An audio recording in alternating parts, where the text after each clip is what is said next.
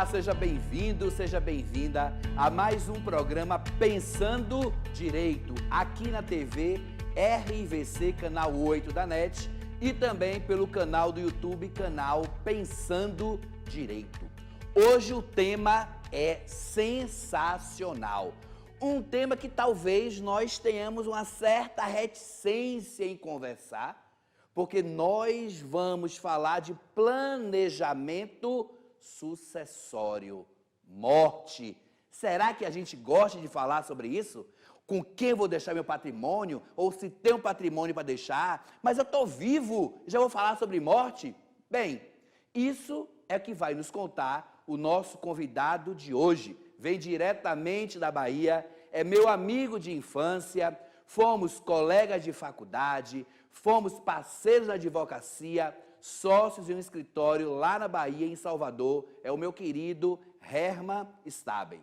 Ele é advogado especialista em direito empresarial e processo civil pela PUC de São Paulo, membro da Comissão de Mediação da OAB Bahia e também membro fundador do IAB, Instituto de Arbitragem da Bahia. Meu querido Herman, seja bem-vindo ao nosso programa.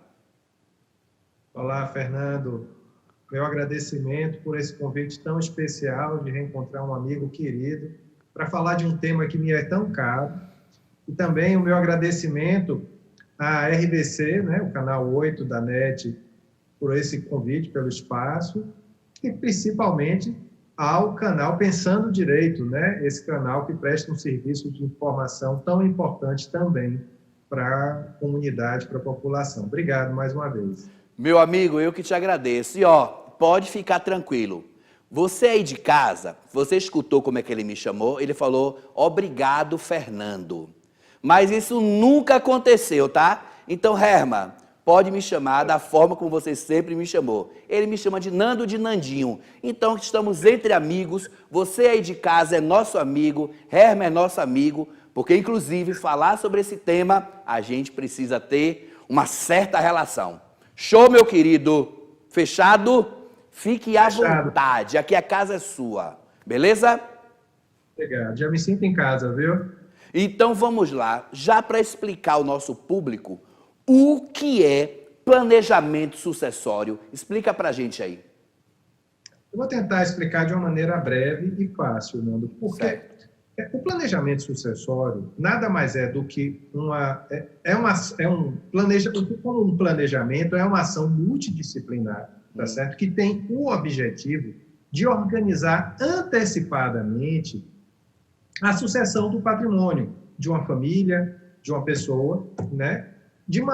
Da melhor maneira e com inteligência financeira também, para que seja da forma mais econômica, mais efetiva, né? Então, o planejar é um instituto, não é um instituto em si, é um conceito, né, de organização do patrimônio. Certo. Agora, falar em planejamento sucessório, como eu falei no início do programa, será que não existe um tabu em falar sobre esse assunto? Porque assim, se eu falo em planejamento sucessório, talvez eu esteja lidando de uma certa forma com a morte. Então, como é que uma família deve lidar com esse tema, já que é tão delicado para muitos?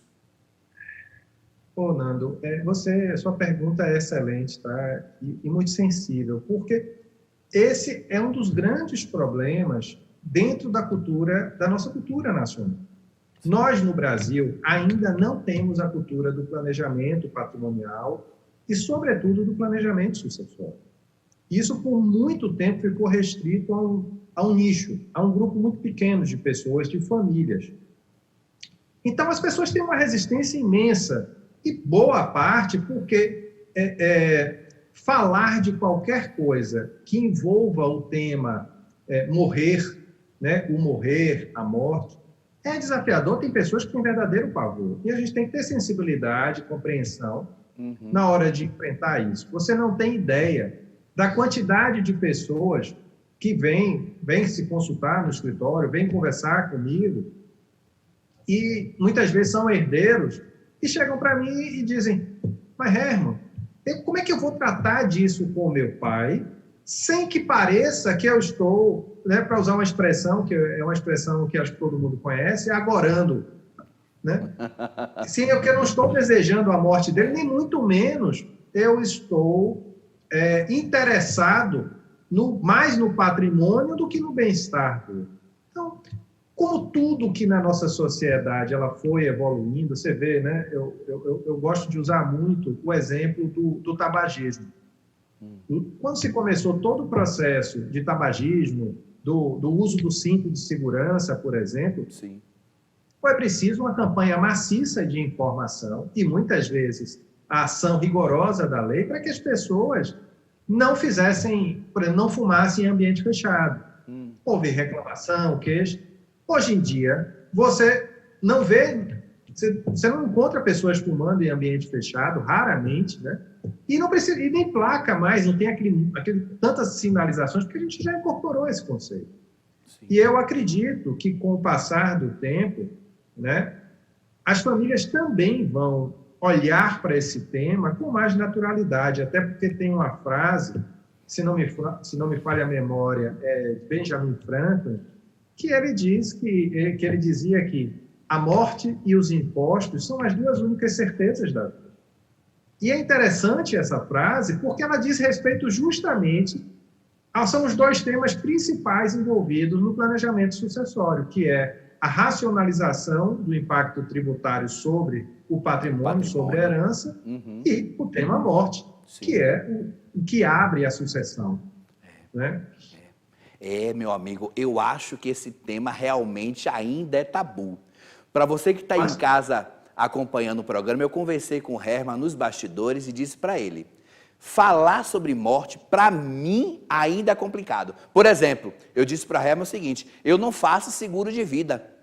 Porque quando eu penso em seguro de vida, eu penso, eu estou assegurando o momento em que eu vou partir. A gente sabe que qualquer hora a gente vai partir. Mas o tema morte, como o Herman bem colocou aqui, não é um tema muito usual, não é um tema que nós sentamos para conversar com a nossa família. Imagine ainda sentar, né, Herman, com a família para falar sobre morte e patrimônio. Fica ou não fica difícil?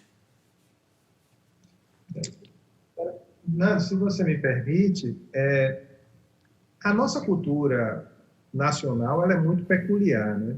E uma das coisas, se falar de morte tem todo esse tabu envolvido, planejar também não é exatamente uma característica forte do brasileiro. O brasileiro é muito espontâneo, ele é muito intuitivo, ele é muito de improviso. Sim. Então, quando você traz um conceito de um planejamento que você está olhando com um prazo distante e para uma data incerta, né? Porque a gente sabe que vai morrer, só não sabe o dia. Pode ser ainda amanhã. Bem que é incerto, né, Herman? Ainda bem que é incerto. A gente não sabe a data, mas que o evento vai acontecer. Sim. Então, que vai acontecer, vai. São muitos desafios envolvidos, né, para que as pessoas adquiram, incorporem essa cultura. E o pior, Fernando, sabe o que é? As pessoas só vão se dar conta da importância disso no pior momento, quando já não tem mais a opção de fazer. E verdade. Quando vai sofrer as agruras do inventário. Infelizmente, é assim que funciona. Você falou tudo, Herman. Você está perfeito. Sua colocação é perfeita. Porque quando acontece o fato morte, e aí parece que a vida da pessoa toma uma proporção totalmente diferenciada e a gente não consegue mais conversar sobre o tema. Agora, me diga uma coisa, Herman. A legislação brasileira, como é que trata sobre esse tema? Sobre o direito sucessório no Brasil? Existe alguma legislação que trata sobre isso? Sim, na verdade, assim, essa é uma pergunta ampla, eu preciso esclarecer, né? Se a gente for tratar de todo o arcabouço, né, de toda a estrutura do direito sucessório, além de ser uma resposta muito técnica, que eu não sei até que ponto ela é útil, para o esclarecimento do seu público, né, da sua audiência, mas o que a gente pode dizer em bases gerais é que, com a morte, abre-se a sucessão do patrimônio que pertencia ao falecido. E isso é um impositivo da lei. Inclusive, se nos prazos de 60 dias não for aberto o inventário, a pessoa, inclusive, paga uma multa ao fisco pelo atraso na abertura. Então, é obrigatório o inventário, né, para quem não fez o planejamento sucessório. Então, ali, você tem ali no Código Civil toda uma disciplina do artigo, vai ali de 1784 até 2000 e alguma coisinha, que vai tratando de toda essa realidade da sucessão patrimonial, né? E o inventário costuma ser o meio da maioria dos casos de sucessão, da sucessão do patrimônio. Beleza, entendi. Então, assim, já deixo aqui em aberto para você que está aqui em casa assistindo. Se você tiver alguma dúvida sobre o tema, manda para a gente, manda aqui para a TV RVC, manda lá no nosso canal Pensando Direito, porque esse tema ele é muito amplo, tá? E o nosso convidado hoje vai falar com a gente apenas sobre esse planejamento sucessório. Mas fica aberta aqui a oportunidade de você aí de casa mandar sua perguntinha para a gente, que a gente com certeza vai te dar um retorno, beleza? Agora, meu querido Herman, por que se preocupar com o planejamento sucessório?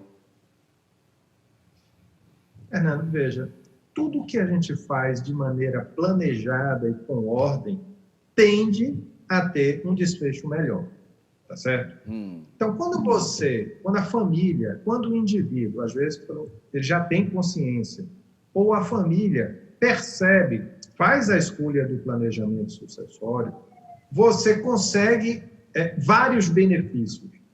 O benefício da proteção patrimonial é um deles.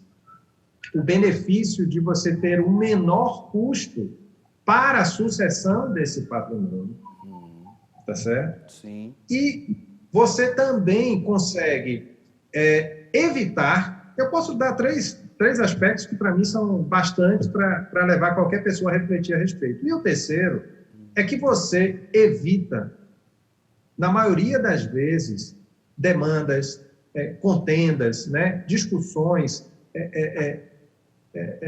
entre os herdeiros. Sim. Porque a figura do patriarca ou da matriarca presente no momento da construção do planejamento sucessório, ela inibe muito, tá certo? E ela dispondo de que maneira os bens serão partilhados, direcionados, destinados, evita muito, pela sua autoridade moral, né? Sim. Que se iniciem discussões entre os herdeiros sobre essa destinação. Então, ela tem um papel pacificador, ela tem um papel de racionalização, de inteligência financeira e também de proteção patrimonial. Então, se você pegar só esses três motivos, eu acho que eles já são mais que suficientes para qualquer pessoa parar para pensar a respeito. Entendi. Inclusive, né, Herman, e para você que está aqui em casa nos acompanhando, um dos maiores problemas da sucessão no advento pós-morte, com a morte do patriarca, do matriarca, ou daquela pessoa que deixou aquele patrimônio, é justamente aquelas confusões familiares. Os atritos entre os herdeiros sobre quem vai ficar com a casa, quem vai ficar com o sítio, e aquelas ações, e aqueles 2 carros, ou seja, há sempre um certo descontentamento entre os herdeiros. Vou confessar uma coisa para você aí de casa, tá? Esse tema, para mim, assim como talvez para você que está nos acompanhando, é muito novo.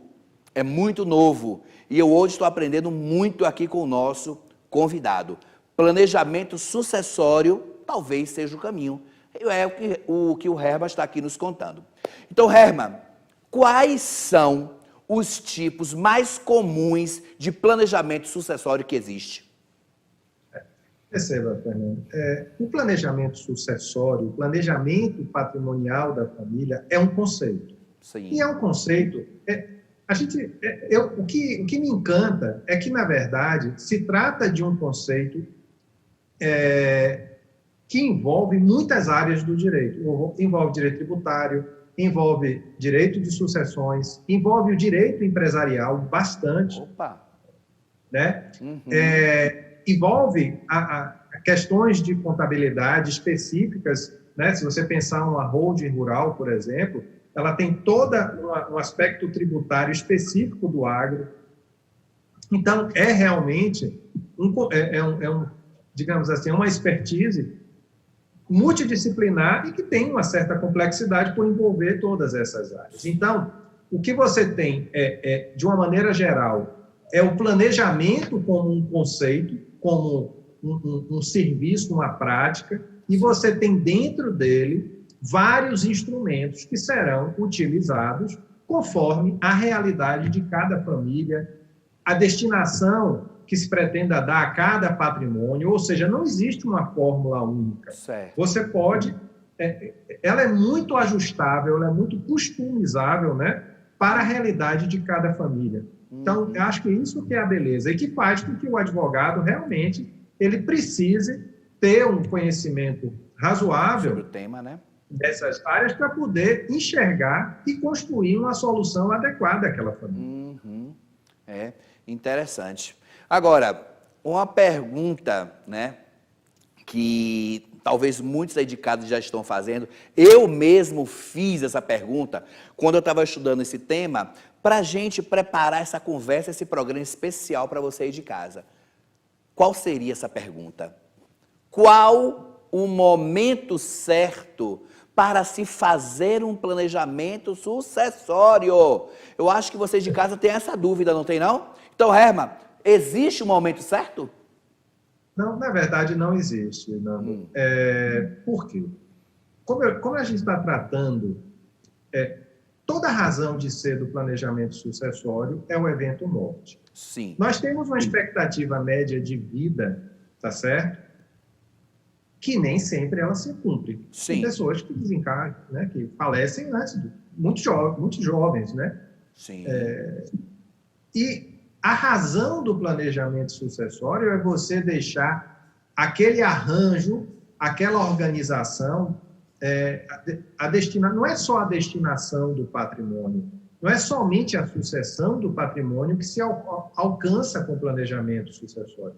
Você também consegue fazer uma racionalização tributária da exploração do seu patrimônio, você também protege o seu patrimônio, né? Então, de maneira geral, o que eu posso lhe dizer é que, na minha experiência como advogado no escritório, Sim. Normalmente as pessoas, a partir dali dos 50, é o público que eu tenho, que eu vejo com maior proeminência, as pessoas ali em torno dos 50, né, um pouco menos em diante, já começar, aqueles que despertaram, deram conta disso, passarem a procurar se informar, a despertar um interesse no tema.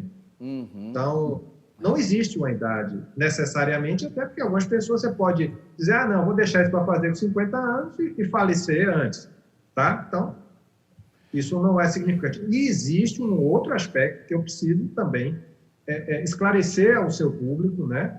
Que é o seguinte, hoje no Brasil, você tem uma alíquota de tributação do inventário. E não vai demorar. O Brasil é o país que tem a menor tributa entre os países de economia importante no mundo, tá certo? É o país com a menor tributação sobre herança. Essa realidade não vai persistir. Mas não vai persistir mesmo, porque já existe muita pressão por parte dos governadores, né, dos estados e das suas secretarias de fazenda para elevação dessa alíquota. Certo. Então, é só uma questão de tempo. Então, você já passa a ter, além da questão do evento morte, também um evento fiscal, né? Uma mudança fiscal que vai agravar muito, vai onerar muito. Deve prestar bastante atenção, né, Herman? Então, é preciso ficar atento a esses sinais para depois não se arrepender, porque leite derramado só resta lamentar. Maravilha, maravilha. E aí, pessoal, tá gostando do nosso programa? Então não saia daí, porque a gente volta já já.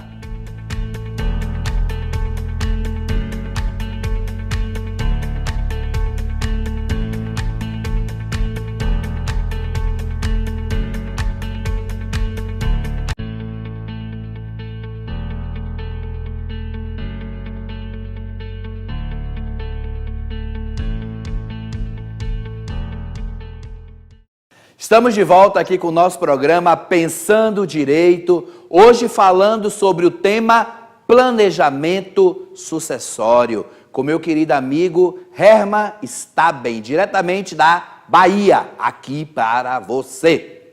Meu querido Herman, vamos dar prosseguimento aqui à nossa conversa, que para mim está excelente, hein? Espero que você aí de casa esteja curtindo. E se estiver curtindo, não esquece de deixar o seu joinha e manda o seu comentário sempre pra gente nas nossas redes sociais. Aqui pelo Instagram, o Fernando Peixoto, canal Pensando Direito no YouTube e aqui na TV RVC. Herman, planejamento sucessório. Aliás, antes de eu te fazer uma pergunta, eu estou percebendo que você está falando de patrimônio, de bens. Eu falei aqui várias vezes, né? Melhor, naquele exemplo que eu falei com você, eu falei sobre quem fica com a casa de praia, quem fica com o sítio, quem fica com a minha Ferrari vermelha. Então me diga uma coisa, planejamento sucessório é coisa de milionário, não é? Não, Fernando, de jeito nenhum. É uma ótima pergunta, porque assim como a morte é um tabu, essa impressão também persiste e ela tem uma razão de ser. Porque pense comigo, toda a cultura de planejar... Vamos lá, vou tentar até ser mais amplo. Se você for em qualquer país da Europa, nos Estados Unidos, no Japão, o planejamento sucessório é uma realidade. Mas é uma realidade de todas as famílias. Isso é muito natural. Você sabe por quê, Nando? Porque o tributo lá é alto. É 45% sobre herança num lugar, 40% no outro. Caramba! Ou seja, você perde quase a metade do seu patrimônio para o Estado. Caraca, se você muito. não tributar.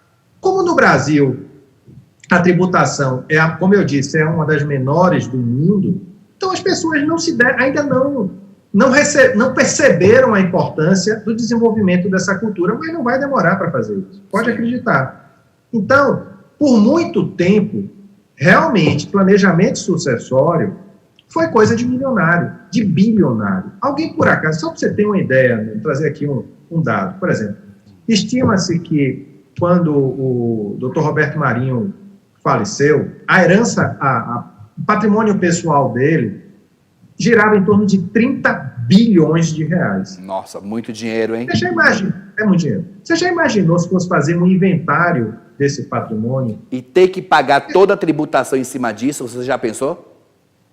Você já imaginou você recolher de imposto para o Rio de Janeiro, que era o estado, né?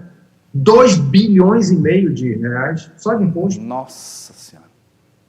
Então, não existe, não há. Roberto Marinho, Odebrecht, então todas as grandes fortunas do Brasil fizeram planejamento sucessório e era um nicho realmente de milionários, de bilionários que podiam ter acesso a escritórios, grandes bancas de advocacia, pagando verdadeiras fortunas para ter o menor impacto possível na sucessão desses patrimônios multosos.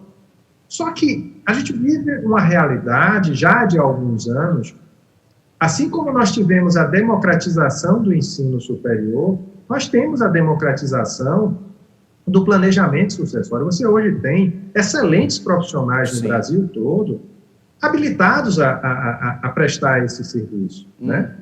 Então, não é coisa de milionário, é coisa de quem é inteligente. Me perdoe a franqueza. É coisa de quem não quer pagar desnecessariamente altos tributos ao Estado. Entendi. É coisa de quem não quer perder parte do seu patrimônio para o Estado. Né? Desnecessariamente, ainda que a alíquota hoje não seja das maiores do mundo, mas continua sendo uma alíquota que ainda é alta, né? Impactando. Vou lhe dar um exemplo, Fernando. Imagine uma família que tenha um único bem, aquele imóvel onde nós crescemos, onde nossos pais nos criaram, tá certo? Aquela casa onde todo mundo, a vizinhança toda nos conhece, né? Onde nós, aquele é o único bem da família. Você sabe o que é que vai acontecer quando a matriarca e o patriarca, imagine que esse bem custe lá, sei lá, 300 mil reais, 400 mil reais. tá certo? Sim. É o único bem. Você sabe o que é que vai acontecer, provavelmente? Esta família não terá o dinheiro, é o que acontece, eu vou lhe dizer, em 90% dos casos. Não terá o dinheiro para efetuar o pagamento do imposto. Sim. Você sabe o que é que vai acontecer? Vai ter que vender esse bem. A única casa, onde cresceram, onde os pais foram criados, onde se criaram, tem toda uma história ali, vão ter que vender esse bem para, com parte desse, e normalmente o que a gente percebe é que as vendas nessas circunstâncias não se dão nas melhores condições, Sim. porque a pessoa está vendendo porque precisa resolver um problema. Está com pressa, né, Herma, para vender, para poder pagar as dívidas? Para pagar todo o custo do inventário. Sim. Resultado, vai perder ali um percentual grande desse, o bem deixará de se fazer, vai perder uma parte do dinheiro arrecadado de uma venda que já não foi nas melhores condições. No final das contas, essas pessoas sofreram um decréscimo social. Sim. A condição social, eles não conseguem mais comprar um imóvel no mesmo bairro. Ou seja, é muito mais cruel com a pessoa que tem um único patrimônio, com a família que tem um único patrimônio, se nós formos analisar bem, do que quem tem 30 bilhões. Porque quem tem 30 bilhões, perdeu 2 bilhões e meio, continua com 27 bilhões e meio, continua bilionário. Sim, verdade. Não afetou nada.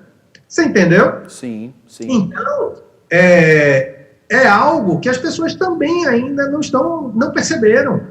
É um instrumento também que eu acho de justiça social. Sim, entendi. E se você considerar no conceito amplamente. Sim. Que você dá oportunidades às pessoas de manterem o seu mesmo status quo, né? Pelo menos condições que lhes são oferecidas. Agora, como você já colocou, né, Herma, aqui no início da nossa conversa, esse tema planejamento sucessório ainda é algo que está chegando aos poucos, a nossa sociedade ainda está se adaptando, ainda não conhece muito bem, então gera-se muitas dúvidas. E eu vou te lançar aqui mais uma dúvida, né? Você falou aí no patrimônio do Roberto Marinho, patrimônio da Odebrecht, grandes nomes, né, de pessoas que têm muito dinheiro aqui no nosso país. Mas imagina só, Herma, eu tenho um sítio pequeno, eu tenho umas 10 galinhazinhas, um carro 77 na minha garagem. Eu preciso fazer um planejamento sucessório para este patrimônio que eu tenho? O que é que você me diria? Olha, você tocou num ponto e eu vou pegar o gancho, tá? Sim. Eu acho que, por exemplo, vamos aqui por partes. Existem bens, cada estado tem uma regra específica da alíquota. Normalmente, as alíquotas do imposto que incide sobre a herança são progressivas, tá certo? Certo. Então, elas vão de 4% a 8%. Então, e o que é que acontece? Alguns estados isentam bens de pequeno valor. Mas se você for olhar, se você for considerar um imóvel de 100 mil reais, mas veja, não é 100 mil reais o preço que a pessoa comprou. São 100. Primeiro que todo inventário, você tem que fazer a avaliação do bem pelo valor venal atualizado. Sim. Esses dias eu estava fazendo um inventário e, pra você ter ideia, o bem ele tinha sido adquirido, ou seja, estava no imposto de renda da pessoa por 150 mil reais, se não me falha a memória, tá certo? O valor dele no IPTU, no carnê que ele recebe, era 500 e picadinhos, e quando a gente foi fazer a apuração do valor venal atualizado, Sim. Era 780 mil. Caramba. Ou seja, se o bem valia, a gente ficou até em dúvida se o bem valia isso se fosse vendido hoje. Sim. Se questionou isso. E aí você tem que abrir todo um processo de discussão com o fisco, né, questionar, apresentar laudo, né, mais de um laudo, questionando que aquele valor venal não corresponde à realidade comercial daquele bairro, daquele logradouro, daquele imóvel. Sim. E aí vai esse tempo. Você entende? Entendi. Então, são problemas muitos. Sim. Então, voltando ao raciocínio, a pergunta que você me fez. Alguns imóveis que são de valor venal atualizado muito baixo, não justificaria. Certo. Mas se você for olhar a rigor, são pouquíssimos os casos que entram nesse campo que não justifica. Mas são casos raríssimos. Sim, entendeu? Entendi. Na maioria das pessoas, da classe média, a grande maioria sofre um impacto. A grande maioria. Entendi. Então, assim, no geral, pelo que você está nos explicando, o planejamento sucessório seria uma forma de facilitar a organização, não sei se a palavra seria organização, não, facilitar a convivência familiar no pós-morte, para evitar aquelas discussões, aquelas lides em razão de patrimônio e ainda fazer com que a gente tenha uma certa diminuição de custos, né? Porque a depender do patrimônio, aquilo que você paga ao fisco, aquilo que você paga ao Estado é um valor muito alto e não tem para onde você correr. Seria mais ou menos isso? Ou esse entendimento rapidamente para o público aqui entender? É mais ou menos isso. A síntese está excelente, Fernando. Essencialmente é isso. E eu vou te dizer, existem famílias que durante o inventário se desestruturam. Sim, opa. Irmãos se tornam inimigos. Sim. E alguém que não... Eu tenho certeza que alguém da sua audiência conhece casos assim. Sim, com certeza. Irmãos que se reuniam enquanto os pais eram vivos naquele almoço de domingo maravilhoso, né? Que é aquele caldeirão, né? Que ao mesmo tempo é desafiador. A gente sente saudade, a gente gosta. Sim. Simplesmente deixa de existir, porque irmãos não se falam mais, se tornam inimigos mesmo. Sim, verdade. Você conseguir manter a paz familiar, para mim, já é um motivo suficiente. Agora, você conseguir preservar o patrimônio que a pessoa lutou a vida toda, porque, Fernando, pense aqui comigo, a gente trabalha a vida toda, os melhores dias, as melhores horas, dos melhores anos de nossa vida, eles são dedicados à construção de um patrimônio, para nosso desfrute, né, para nosso deleite, como também para aqueles a quem amamos, como um legado para aqueles a quem amamos. Eu não acho justo que você escolha o meio mais oneroso de suceder esse patrimônio. Perfeito. Essencialmente se trata disso. Sim, perfeito, Herman. É bem isso aí. Herman, eu tenho mais uma dúvida. A gente já falou do patrimônio, da questão do sítio, você já explicou para a gente que depende do patrimônio que você deixa ou não. Agora, uma outra situação. Eu não tenho filhos. Vamos imaginar que eu não tenho mais herdeiros nenhum. Mesmo assim, é adequado fazer um planejamento sucessório? E para quem eu vou fazer esse planejamento? Como é que isso funcionaria? Fernando, essa é uma pergunta incomum e é uma pergunta muito inteligente. Então, vamos lá. Eu vou partir do princípio que você não tenha mais nem descendentes, nem ascendentes, nem colaterais. Sim. Porque a sucessão óbvia vai para os nossos descendentes. Mas as linhas sucessórias, elas vão se ampliando à medida que você tem as ausências. Sim. Tá certo? Ok. Então, não é comum, né? Aliás, é muito incomum você ter uma pessoa sozinha no mundo. Sim. Então, é uma realidade bastante peculiar, né? Que você tenha uma realidade, que ele não tenha descendentes, que ele não tenha ascendentes, que ele não tenha colaterais, né? Então, você neste caso, eu penso que seria justificável, sim, se você tenha um destinatário e não queira que o seu patrimônio fique do Estado. Pronto, show. Tá certo? Entendi. Então, você escolhe alguém a quem se destina e faz o planejamento para que esse patrimônio chegue a quem você deseja. Pronto, entendi. Então, esteja na sua linha sucessória legal. Entendi. Tá, então, se eu tiver algum tipo de herdeiro, seja pai, filhos, né, que Herma falou, descendente, pai e mãe, ou colaterais, tio, né, Herma, primo, etc., aí se justifica um planejamento. Ou então, se eu não tiver ninguém, mas quiser deixar o meu patrimônio para alguém, aí justificaria fazer esse planejamento. Mais ou menos isso, né, Herma? Sim.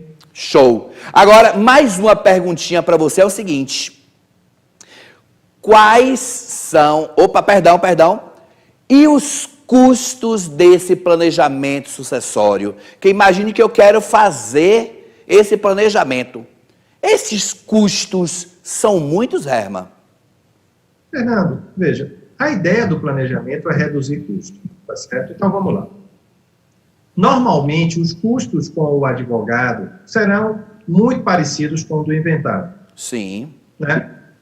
Tendem a ser menores, porque se o inventário for litigioso, por exemplo, os custos com os honorários advocatícios são praticamente o dobro do que você teria com um inventário amigável. Sim. Tá certo? Okay. Consensual. Então, você já começa a ter variantes. Sim. Então, quando você está fazendo um planejamento, você tem que pensar sempre na redução e ter algum benefício, já que você está antecipando o alto. Sim. E os honorários, eles tendem a ser menores do que seriam no caso de um inventário.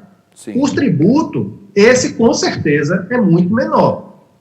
Alguns casos você consegue inclusive evitar. Então, Opa. São situações muito peculiares, dependendo da complexidade, da sofisticação, do arranjo, né, do modelo que você faça. Por isso que o planejamento patrimonial, ele se dá em etapas. Então, no primeiro momento, você tem ali você vai sentar com o cliente para entender, ouvir tudo, conhecer a vida dele, o patrimônio dele, o que é que ele espera com aquele patrimônio, quem são seus herdeiros, de que maneira ele pretende conduzir. Sim. A partir daí, então, você vai apresentar a ele alguns modelos, já é uma segunda etapa, que ele vai fazer a escolha do modelo que atenda melhor ao seu interesse de sua família, né, do seu agronegócio, né, de outro modo. E, em terceiro, você vai colocar em prática, você vai implementar aquele projeto. Então, é um projeto que se dá em etapas, porque ele é complexo. Sim. Não é uma coisa eu trago pronta, isso aqui... Não. Sim. Tudo isso é construído com a família. Entendi. E precisa de etapas. Por isso que se fazendo antes, você tem todo esse tempo que você não tem no inventário. Entendi. No inventário você tem que correr, e muitas vezes você não sabe nem o que é que tem. Às vezes a pessoa não sabe nem a senha do banco. Não sabe nem o seguro. Verdade. Tem gente que falece e não sabe nada. Verdade. Acontece. Meu caro Herman, muito obrigado, mas segura aí, hein? Não sai daí, não. O programa de hoje está espetacular. Eu tô aprendendo aqui muita coisa. Por isso, não saia daí, que a gente volta já já.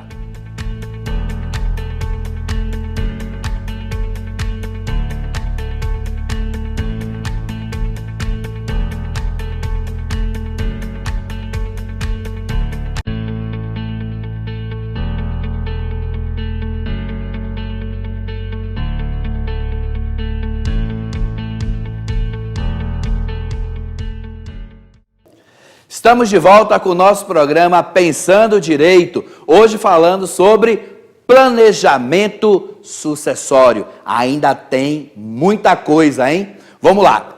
Herman, meu querido, continuando aqui o nosso programa, que está sensacional. Já estou recebendo aqui algumas mensagens de alguns telespectadores que estão curtindo e adorando o nosso programa e já estão tirando muitas dúvidas, hein? Beleza? Então vou lançar para você mais uma perguntinha. Quais são os tributos incidentes na sucessão? Veja, se nós pensarmos, o tributo essencialmente que incide sobre a herança, sobre o patrimônio, hoje no Brasil, é o imposto de transmissão causa-mortes, tá certo? Que é um tributo de competência dos estados, que tem uma alíquota ali de 4% a 8%. Sim. Essa alíquota, o limite dessa alíquota, ela é fixada, por incrível que pareça, por uma resolução do Senado Federal. Ou seja, é algo que não é complexo de ser elevado. E, inclusive, existem propostas de lei hoje tramitando para levar essa alíquota o máximo de 8% para 20%. Sim. Já de cara.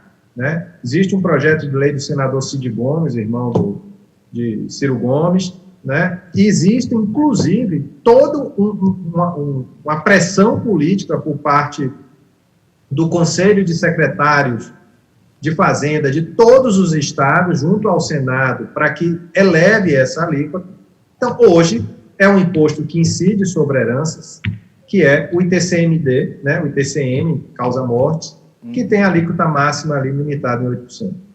Maravilha. Agora, Herman, quais são os instrumentos do planejamento sucessório? Fernando, perceba, quando você planeja, você tem vários instrumentos. Por exemplo, é muito comum se pensar em testamento e em doação em vida. Eu acho o testamento uma coisa, é a pior solução, tá certo? Porque o testamento, ele costuma ser discutido e judicializado. Ou seja, você não consegue resolver a sucessão, evitar a contenda, a discussão na sucessão.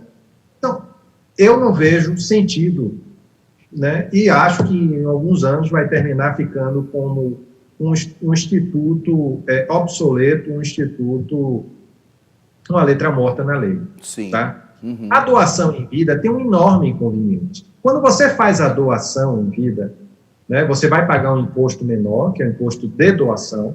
Sim. Mas, no entanto, você perde.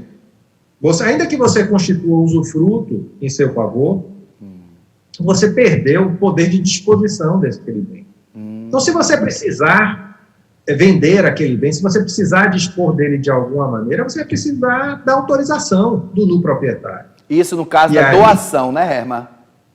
Da doação em vida. Sim. Ou seja, você simplesmente perde o poder de disposição sobre o seu patrimônio. Sim. Também não vejo muita racionalidade nisso, e posso lhe trazer exemplos, se a gente tiver tempo, de casos de pessoas que perderam excelentes negócios por ter feito doação em vida, simplesmente porque a esposa de um dos filhos criou um embaraço e não concordou, não deu a outorga dela para a venda. Ou seja, imagine que havia um terreno muito valioso, né, que uma construtora tinha interesse e daria por esse terreno, que, digamos, valesse R$1 milhão, né, mas valia mais, ela iria incorporar um prédio de excelente padrão naquele terreno. O proprietário já havia feito a doação em vida aos filhos casados, né, e, em troca, a incorporadora daria 4 unidades pelo terreno. Sim. Seria uma permuta, tá? Só que essas 4 unidades valeriam, na verdade, R$3 milhões. Um exemplo. Sim. Ou seja, triplicaria o patrimônio. O que é que aconteceu? Por questões de separação de um dos filhos que estava em processo de separação, a esposa não deu outorga, eles perderam o negócio porque a incorporadora tinha outros terrenos em vista, foi para outro terreno. Para outro, sim. Perderam o negócio, perderam a oportunidade de triplicar aquele patrimônio. Sei. Então, também não vejo. Então, hoje o que a gente tem como instrumento, que eu vou lhe dizer que prevalece, é o mais eficaz, o mais inteligente, né, o mais, que eu lhe diria, são as holdings. As holdings hoje, para ser bastante honesto, têm sido, na grande maioria, na maioria esmagadora dos casos, o mecanismo, no momento, mais eficaz dentro da legislação brasileira para você fazer planejamento sucessório. Maravilha, sensacional. Agora, eu acho que isso aqui você já explicou para a gente, você já deixou claro, mas só para a gente ratificar, para você que está aí em casa, que chegou agora, já pegou aqui no terceiro bloco. Herman, o planejamento sucessório, então, ele ajuda a diminuir os conflitos de interesses, certo? Sim, sem dúvida. Sem dúvida. Porque você consegue, na construção da solução, que é o planejamento, que é o projeto de planejamento, Você consegue organizar arranjos de destinação, de partilha daqueles bens, de exploração daqueles bens em consenso, na presença da autoridade da matriarca e do patriarca da família, e perante os quais estão os filhos que normalmente concordam e se submetem àquela autoridade, às razões que eles estabelecem para a escolha dele. Sim. Olha que maravilha, Entendeu? hein? Olha que maravilha. Eu realmente, Herma, estou aprendendo muito aqui com você hoje, viu? Porque eu desconhecia essa possibilidade, esse planejamento sucessório, eu não conhecia. Confesso a você que está aqui assistindo também. E você está me trazendo super informações, porque, pessoal, com a morte, de fato, a família entra num colapso, né? A família se desestabiliza. E aí, para você resolver questões patrimoniais pós-morte, realmente é muito complicado. Então, mas vamos lá. Herma, quais são os benefícios fiscais do planejamento sucessório? Eu acho que você também já nos explicou isso, mas... A racionalização tributária é o benefício econômico primordial. Sim. Tá? Porque você consegue, muitas vezes, até, dependendo da situação, dependendo do formato, evitar a incidência do tributo de transmissão. Sim. Tá certo? Então, há casos e situações específicas. Mas, na pior das hipóteses, você tem uma alteração significativa, tanto na base de cálculo, e aí é uma questão mais técnica, né? Sim. Da base de cálculo do tributo, Sim. quanto na alíquota do tributo. Ou seja, a base de cálculo é qual é sobre que valor o tributo incidirá. Né? No inventário, será sempre o valor venal atualizado do bem. Tá certo? Certo. Que muitas vezes é maior do que o próprio valor de mercado do bem. Sim, sim, Porque acontece. os fiscos, né, as secretarias de fazenda, precificam aquele bem por um critério que nem sempre corresponde à realidade. Enquanto que no planejamento sucessório, você consegue reduzir essa base de cálculo, além de você ter uma alíquota menor. Então, com isso, se você tivesse, para tornar mais claro para as pessoas, se nós tivéssemos a mesma base de cálculo, que não é o caso, normalmente é menor, bem menor, só a diferença de alíquota já faria uma diferença brutal. Se você pensar de 8% para 3,5%, de 8% para 4%, você está pagando metade. Sim, sim. Mas só que você consegue ir muito mais além disso. A maioria das vezes. Mas aí tem que ser o caso, estudado caso a caso. E é importante que você faça isso com muito critério, Fernando, porque é a vida das pessoas, é o patrimônio das pessoas, e não há espaço para mim. Claro. Tudo tem que ser feito dentro da lei, tá certo? Sim, com respeito, inclusive, às cotas de herança de cada um, as legítimas, né? E de maneira que você não tenha, porque tudo, não existe mágica. Qualquer arranjo mal feito, mal conduzido, vai gerar prejuízo cedo ou tarde para aquela família. Então, não adianta vender mágica. Você vai fazer isso sem custo, não existe. Sim, maravilha. Mas com custo é sempre possível. Então, você aí de casa que pensa ou quer conhecer um pouquinho mais sobre planejamento sucessório, como fazer o seu planejamento sucessório, indico procurar um profissional, um advogado da sua confiança, tá? Para que ele possa te explicar, porque cada caso, a Herma acabou de falar, cada caso é um caso. O advogado precisa analisar o seu caso em si e tomar o melhor caminho.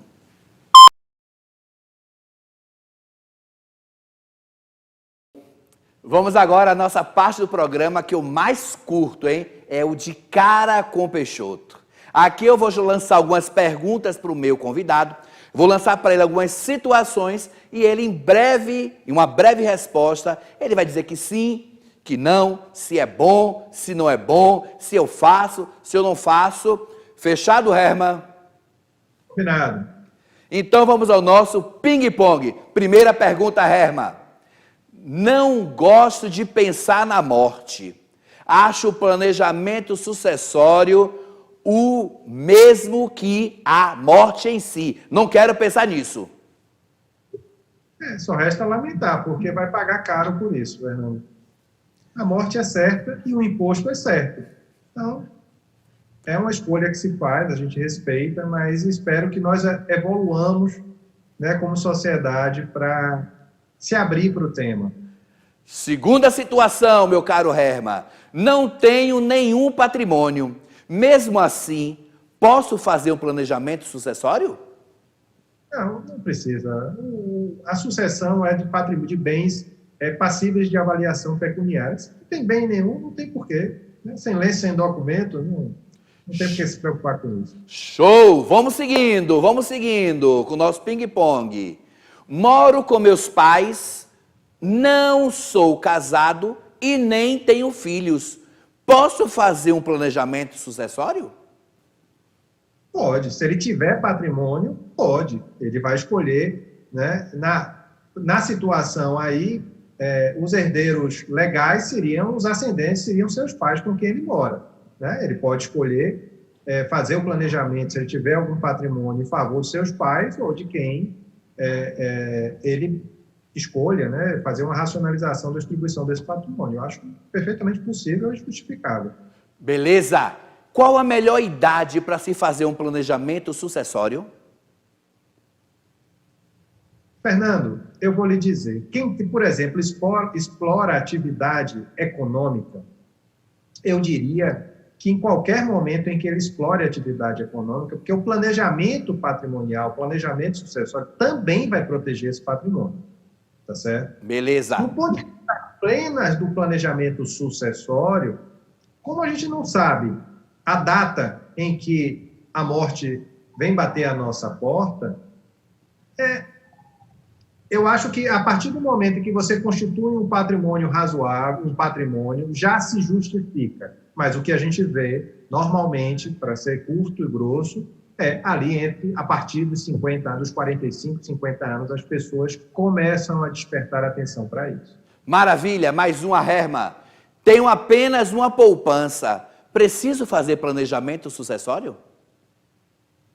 Não vejo, não vejo porquê. Não sei também que valor é esse na poupança, né? Porque às vezes o valor que está lá na poupança é uma verdadeira fortuna. Então, eu responderia se for uma poupança igual a minha, que é pequenininha, não justificaria. Deixa de ser modesto, deixa de ser modesto.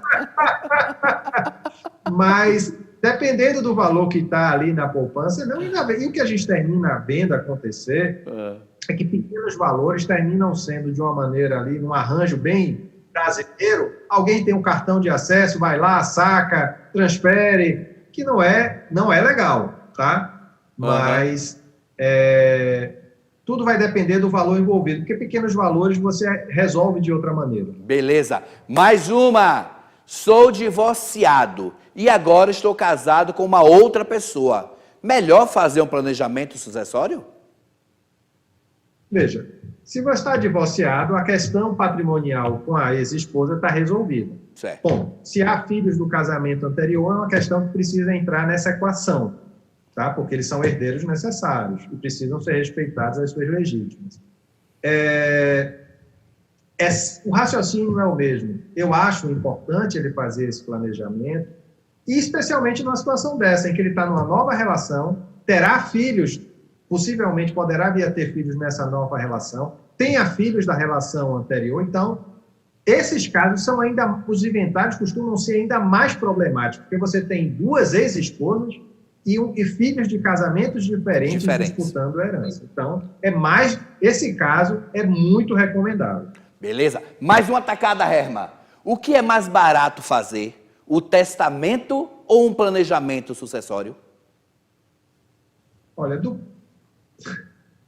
o testamento, você vai dispor a sua vontade.